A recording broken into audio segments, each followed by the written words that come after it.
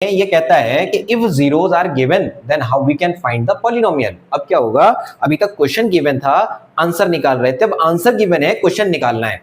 Alpha and beta are the, if alpha and beta are zeros of a polynomial then required polynomial is equal to required polynomial is equal to, ध्यान से देखिए, x square minus alpha plus beta x plus alpha into beta. अब आप ध्यान दीजिए, मैं इसी के साथ उसके रिलेशन को ऐड करता हूं। क्या है, यहां पर हमारी मेन इक्वेशन क्या थी, A X square plus B X plus C.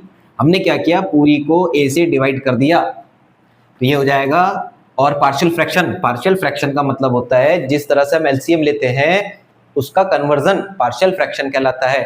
LCM लेते हैं हम सबके एक साथ करते हैं, और पार्शियल फ्रैक्शन में डिनोमिनेटर को अलग कर देते हैं। A X square upon A, B upon A X plus C upon A. A से cancel, become X square plus B upon A X plus C upon A. ये देखिए ये क्या है आपका बी अपॉन ए, यहाँ माइनस साइन है, minus sign इधर से हटाएंगे तो इधर आ जाएगा। वही हमने यहाँ किया है कि यानी कि minus beta alpha plus beta x, और प्लस क्या है सी अपॉन ए, और सी अपॉन ए क्या है alpha into beta. We have right here alpha into beta. हम इसको शॉर्ट में याद कर लेते हैं किस तरह से, x square plus S x square minus S alpha S x plus P. S मतलब सम ऑफ जीरोज एंड टी मतलब product of zeros, product of, इस तरह से भी लिखा गया है, कई बुक में मैंने देखा है, तो वो इस तरह से भी लिख दिया है।